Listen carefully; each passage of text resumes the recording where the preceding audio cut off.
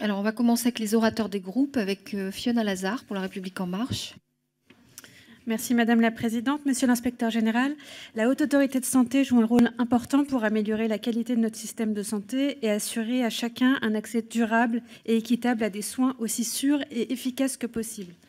L'évaluation des médicaments, la recommandation de bonnes pratiques ou encore la mesure de la qualité des soins sont des missions particulièrement sensibles que la Haute Autorité de Santé doit assurer dans un contexte de profonde mutation de notre système sanitaire. Fierté nationale, celui-ci est en effet confronté à de nouveaux défis. Des défis épidémiologiques avec le vieillissement de la population et l'augmentation des maladies chroniques, des défis technologiques avec la révolution du numérique et l'arrivée de nouveaux traitements sur le marché, et enfin des défis sociaux avec une fracture géographique qu'il faut résorber pour assurer une qualité de soins pour tous et partout.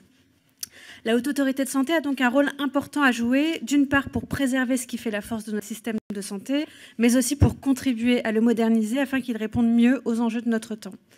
Votre parcours au sein de l'Inspection générale des affaires sociales et de la Direction de la sécurité sociale me semble être des atouts pour permettre à la Haute Autorité de Santé de mener à bien ses missions. Je voudrais, avant de laisser la place aux questions de mes collègues, vous interroger sur un point qui me paraît important et que vous avez évoqué, celui de la prévention et en particulier de la prévention des maladies chroniques. Maladies cardiovasculaires, cancers, maladies respiratoires chroniques, diabète ou encore obésité.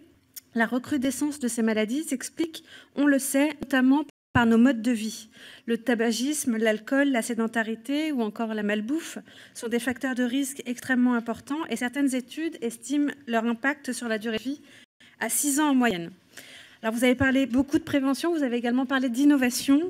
Et il semblerait que les nouveaux outils numériques soient des leviers efficaces pour favoriser des comportements plus vertueux et diffuser plus largement une culture du vivre sain. Vous l'avez indiqué, il est important d'impliquer davantage les patients. Donc je voudrais connaître votre sentiment sur le rôle que pourraient jouer ces outils numériques demain pour agir plus efficacement sur le volet prévention, alors que la Haute Autorité de Santé a fait de l'innovation un des grands axes de sa feuille de route pour les années à venir. Merci. Merci, Monsieur Jean-Pierre Door pour Les Républicains. Merci.